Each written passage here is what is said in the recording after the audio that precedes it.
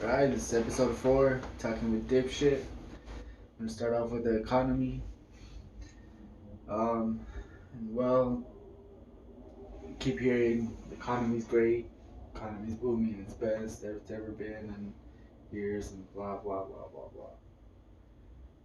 And while it is true the economy does seem to be in good shape, I think that where it's lost in translation, so to speak, is where the cost of living is, versus the minimum wage, I guess you can say, or what's being paid.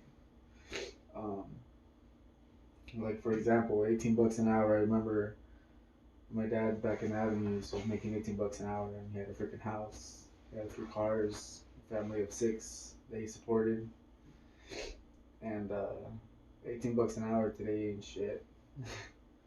Like pretty much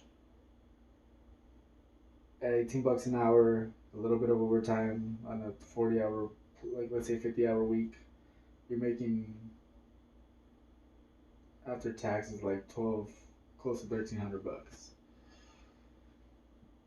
Rent around the area where you work is close to pretty much minimum you're gonna pay is like 1,200. So it's kind of like, what I'm saying, like there's no room for anything there. So you can't even realistically you can't even at 18 bucks an hour you can't even afford a fucking apartment.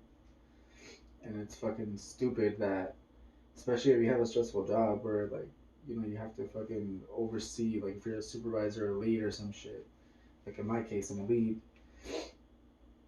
and I want to move closer to work, but I can't afford it. Why? Because I don't make enough money. And it's like, yeah, I mean, we're working and it's good. There's overtime and the money's okay, but like, at what point do people stop and look? Okay, like just because there's a lot of work doesn't mean it's paying right. Doesn't mean that you can live off of it. Because at the end of the day, you want to work to live, not live to work. Yeah, well, obviously, inflation didn't keep up, like with cost of living, um, inflation went up, things cost more, and people don't make enough money. But I think it also has to do with not just inflation, but like the economy is booming based off of what numbers? If you look at the unemployment rate, yeah, unemployment was like 3%, 4%. Those are great numbers, but then you look at the GDP, 2.3% or 2.2%, which is very low. I mean, that's a stagnant economy. If you want a booming economy, it has to be 3.5 and up, 4%, 5%. 4% GDP is like amazing. That means you're making like way more, you're producing more and getting more revenue. But we don't have that here. Like other 2.3%, that's a very stagnant economy. It's not it's not growing. It's just chugging along. I think the job numbers aren't that great. They're not spectacular. They're at 150,000, if that, or 110,000 last month, I think, at the end of December. So the numbers aren't great. Now you look at the stock market. Sure, there's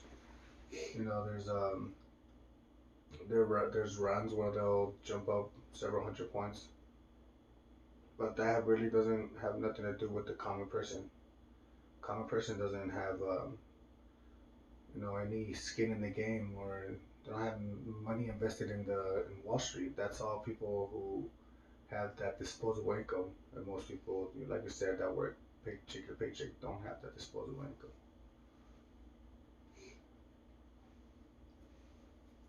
So I think it's several things, not just I'm saying, not just the fact that they're not paying enough, but it's also because, well, there's not that much demand out there either. This is just it's a bubble. It's gonna burst again, just like the housing bubble. So you think, but how do you think it's gonna affect this as far as like work? I mean, eventually there's certain jobs that are gonna go. Well, think about it. Right now they're paying people like just barely to live, right? Yeah. Automation's right around the corner. Computers, robots. several jobs are gonna be gone. I mean, you're already seeing that Burger King, McDonald's, where you can just go up to a computer and order. You don't no longer have to have any human interaction. Same thing at the grocery store. Cars are starting to self-drive. Um, so once all this technology is available to companies and it all goes through, you're gonna have a crisis on your hand. There's gonna be millions of people out of work that were gonna have to be retrained or somehow reintroduced to a job market that might not have the space or the jobs for their qualification or their abilities. So it's only a matter of time. I mean, the universal income that Andrew Yang is talking about. Mm. I mean, that's a really good idea because that at least gives people the breathing room to be able to be like, hey, you know what, well, I'm use this money to pay my rent. That way I can, a little bit of money I make over here, I can go do something else with it or whatever. Yeah. Okay, so while I agree with that plan that you're talking about, then I don't agree that $1,000 is enough. Well, it depends. So like right now, if I had $1,000 on top of what I make, then yeah, okay, I'd be great. That's what it means by it. Right, but well, let me finish. Not everybody makes what I make, or not everybody works in the industry that I work in. So like for example, people that work in like let's say Amazon, right? If their job is obsolete and they're no longer working, $1,000 to an unemployed person ain't shit. Unless you're getting fucking unemployment, which is not gonna last forever.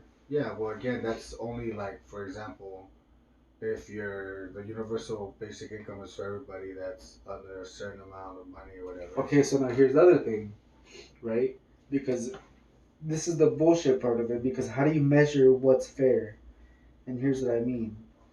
So like, it's gonna be based off of how much you make, right? Like that's how you're gonna say like, oh, this this is your fair share. Tax bracket. So like in other words, somebody that is a billionaire, right? They're obviously not gonna get money. That's not how it works. So it's only for the people that are starting at a certain. Okay, Yes. so then the people that are at that point, they're gonna be complaining about that shit because they're gonna say, well, why is our money going to the poor? Well, That's basically what it's gonna. That's not how. Yeah, it's wealth distribution. That's what it's about. It's about distributing the wealth. Yeah. Yeah. Okay, so here's so this is originally what I was trying to get at. So like let's say me, right? Both let's use both of us as an example. So let's say we're both working, right? And then you decide to start working. Does that mean that your income from the government increases? Like if you don't have a job?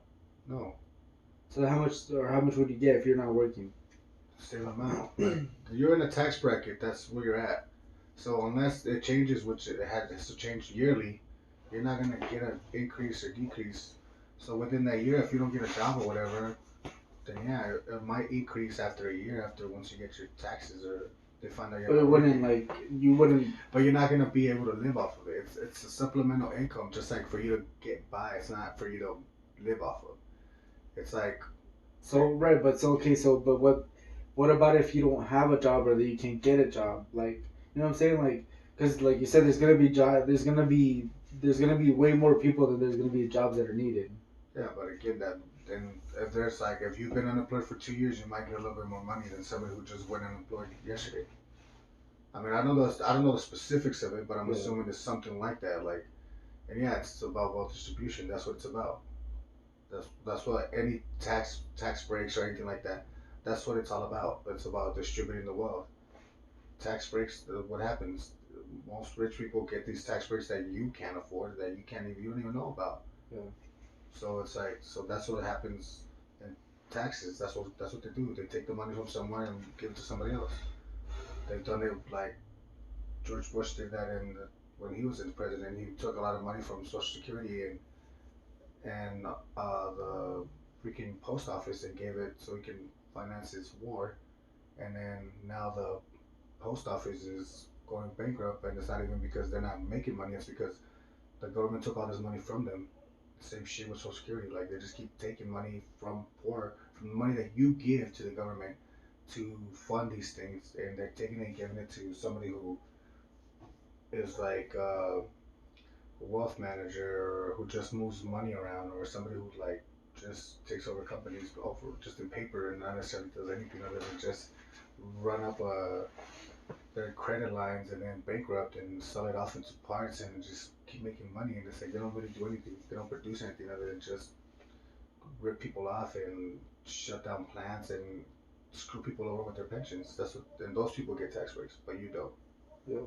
So yeah, universal basic income. It's a wealth distribution, and it's going the other way. That's what it is. I mean, I'm not saying that I wouldn't want it. I'm just saying I think that it's $1,000 is not enough. That's not. That's just a thought. Again, that's not what it's gonna be. $1,000 is just like to start off. Like let's say it's $1,000, but that's not what it will be. Obviously, it'll be based on your tax bracket, and obviously based on But again, inflation so and watch. everything. So like, Regardless, even if you say like, oh, $1,000, $1,000 for anybody, even if you're minimum wage at McDonald's, it's still more than enough money for you to pay your rent and get by with $1,000 plus your paycheck that you get at your job at a minimum wage. It has to be more than enough. You might not be able to get a new iPhone, but guess what? You'll be able to pay your bills. You'll be able to eat. You better take care of yourself. I can see that. I don't know. I still think that it. I just think that it's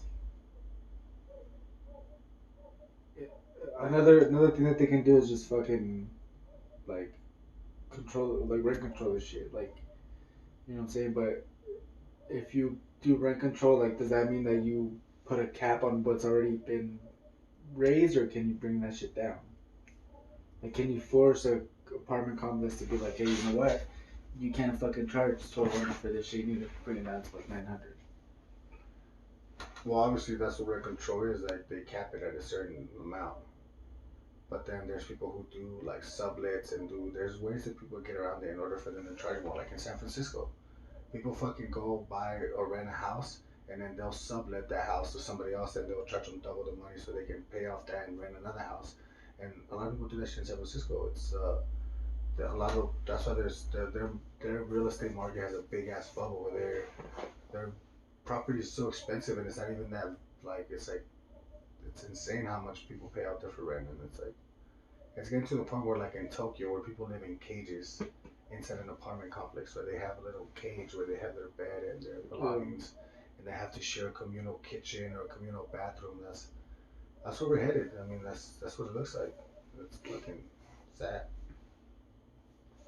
Like you can't live in the cities. Like overpopulated, too many people. And I think cities are natural. I think like too many people like a million people concentrated in like in a 1 mile radius is a shitload of people. Like it should be like a million people distributed like in a 25-mile radius or something like that. And we have the land for it. We have you know vast amount of land and shit. But people just want to like concentrate in certain areas, certain populous areas like L.A., New York, Miami, and places where it's like insane traffic and insane crowds and shit. It's crazy. Well, I think it's just like the lifestyle itself. Like, I mean, I kind of get it. I would like to live in the city.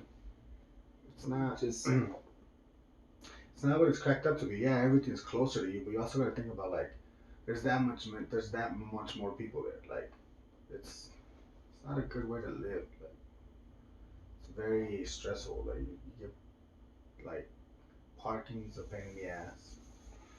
It's I don't know. I don't think the good thing is that yeah everything's so close that you can walk.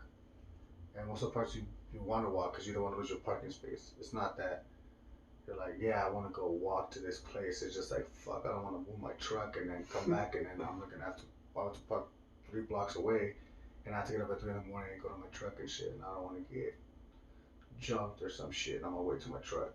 So, yeah. I mean, I didn't like it. There's certain things that are good about it, but for the most part, nah. Well, and even then, like for the most part, we've grown up in like a ranch style. Yeah, we're growing up in the boonies. So, and shit, you were born in the fucking boonies. Yep. Alright, dipshit. Well, who you got in the Super Bowl? I don't know who's fucking playing. Kansas City Chiefs, and I believe it is Chiefs. Damn, what the fuck is the other team? It's the yeah, Chiefs and Titans, I think. I'm gonna look it up just to be sure. There's the same dude that remember that. I think if it's the Titans, remember the same dude that was. No, it's the 49ers. 49ers and the Chiefs. I'll take 49ers. 49ers. I'm gonna go with the Chiefs.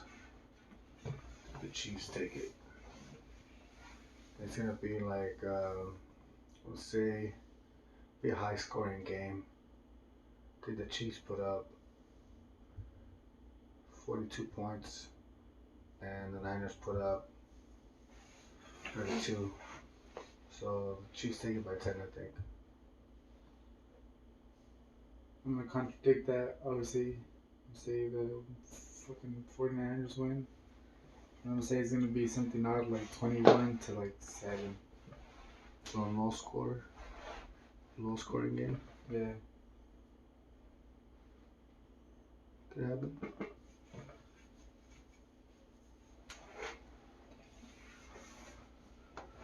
I don't know why, but I feel like football itself has lost steam to me. Like the. Well, they've had a lot of controversies lately, you know, like. I think apart from the Colin Kaepernick thing, apart from that, That's.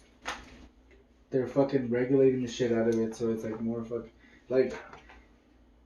The whole reason why people watch football is because of the violence behind it. If you start sissifying it, then it's no longer a fucking violent sport. Then it's no longer fucking intriguing. It's no longer, like, you know what I'm saying? Like, it's almost like if they started wanting to say that you can't fucking hit people in the head for fucking fighting. Well, okay, so here's my counter argument to that. Would you be okay if somebody like Anthony Joshua fighting, let's say, Danny Garcia?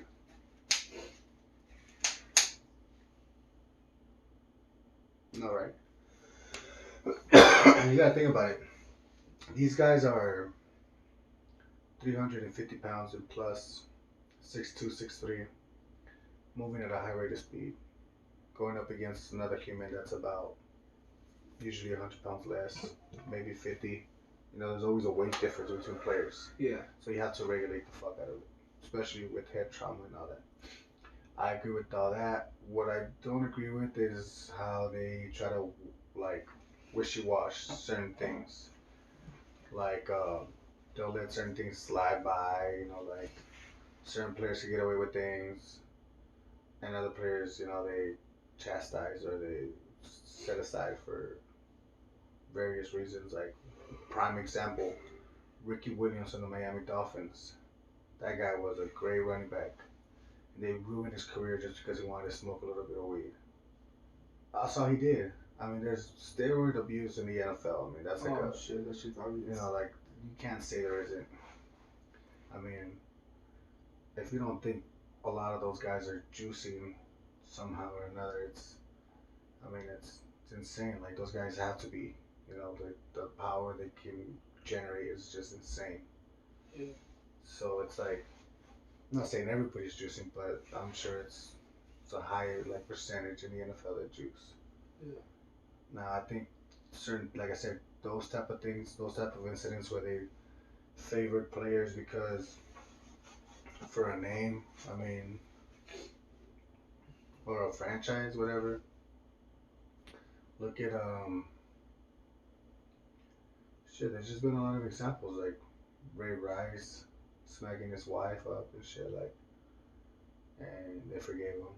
A lot of guys that have gone away with a lot of shit and then get forgiven.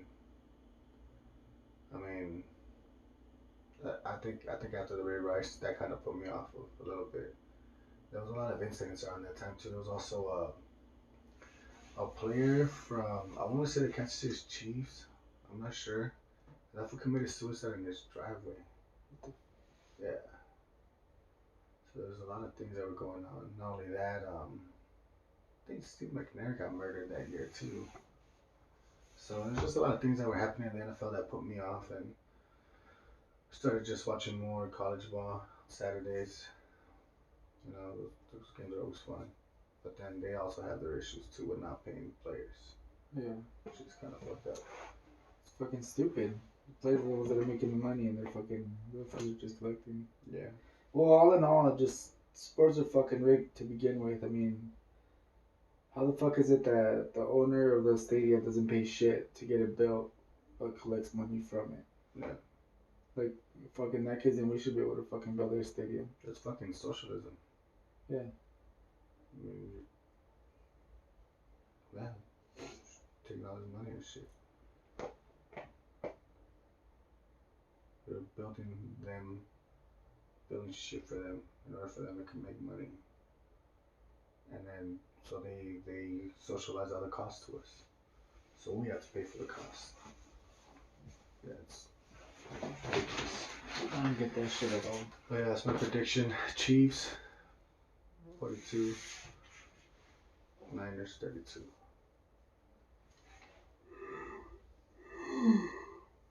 I see Niners 21-7.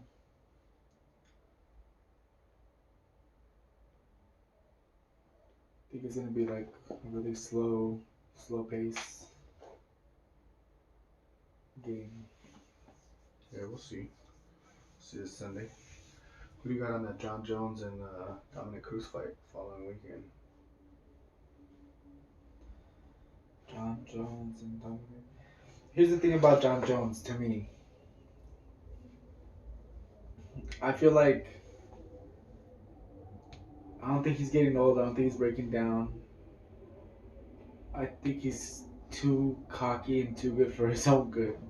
He's a victim of his own success.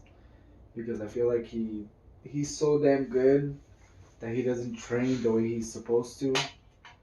Even when he says he's focused, I feel like he only gives like a fucking 50-70%, between 50 and 70%. But he's so damn good that like his skills just make up for everything. But I feel like eventually, like, and you see it fight by fight, like it starts catching up with him little by little. Like little by little, it's almost like, damn, that guy, like just a little bit more than he would have had him. Especially with Gustafsson. Gustafsson. Well, the second fight he put it on him. I don't think that was that close. The first fight. But this last fight that he had with Thiago Santos, that was a close fight. And that's the guy that was kicking the shit out of him. Yeah. That's what I was and that fool had no ACL. Like both of his knees were torn, and he was still fucking kicking him. Now a lot of people are saying that, and he even said that he could have made the fight easier, and he decided to stand and shit like that. And I don't think it was that. I think it's that he wasn't physically in shape to be able to do what he wanted to. Like his mind was telling him to do this, and his body was like, "We don't have the cash for that. Let's just fucking stand, and we could beat him this way anyways." And he did. It was razor thin, right? Yeah. Now this guy, I haven't seen him fight, so I can't really say much in regards to that. But I think that can he get him in an off night? Of course. I mean, the other guy almost had him. So I think that it's possible that Jon Jones could lose. I'm not saying that it will, but I think there's a high. Every fight that he fights is just like a higher risk. Closer and closer. Until he moves, I think until he moves up to heavyweight is when you're gonna really see him like. Oh yeah, that's a big difference in heavyweight though. That's. Right, but at heavyweight he has to fucking like, you know what I'm saying? Because at light heavyweight he doesn't see a challenge, because he's always so fucking dominant. That's what I'm saying. At heavyweight he has to fucking prepare himself, because at heavyweight he's gonna get fucked up. At heavyweight, it doesn't fucking matter if he's skilled as shit. At heavyweight, all they gotta do is touch him one time and fucking put his ass to sleep. Yeah. You know what I'm saying? So he has to be a tip top of his game. And I think that's what it is that he's not he doesn't feel challenged enough, so he's not preparing the way he should. And even when he's saying, "Oh, I took it serious and blah blah blah," I'm at my best. I still don't think that's his best. I think that's again between the 50 70%. I agree with that. He's just a fucking beast. Yeah. Yeah, I think he wins next weekend too. I don't see anybody beating that guy. Like you said, until he goes to heavyweight. Good man, yeah, like somebody like maybe Stipe. It's a little bit slower, but he does have the hands to touch him. Yeah. Like in an exchange in the center or whatever. He's got good hand speed where let the combo go, he'll be able to touch him. Yeah. I think more than anything, it'll take somebody that has really good footwork that can get on the inside on him because he's fucking long. So I feel like you need to get on the inside on him. Trip him. Huh? And trip him. Take his legs out of shit. Yeah, either that or get on the inside on him and just fucking wail on his ass in the fucking, like, you know what I'm saying? The uppercuts. And fucking grab him. Fucking pretty much like, kind of like shoulder his ass. Fucking, like, rough him up on the inside. Because on the outside, you can get fucked up. It's either going to be a fucking knee to the face or a fucking kick to the face. Or those side kicks that he does to the knees and shit.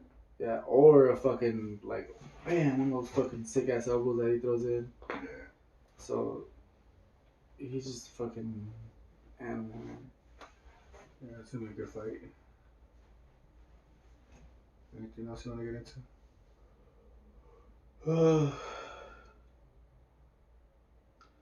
There was one more thing that I was gonna talk, but I can't fucking think about it. Fuck it then. It's gonna be a short one. Yeah. Alright, well, before we call it a day, just want to say, it's obvious, you know, rest in peace, Kobe. I mean, shit, it's been a sad week. I think it's been felt all over LA. It's, you know, no need to say it, but say rest in peace. And next episode, probably want to get into more, probably get into the impeachment a little bit. Okay. Just a little update. And maybe on political correctness. So I'll say that for the next episode. Mm-hmm. Alright, dipshit. Well, see you in the next one. Alright.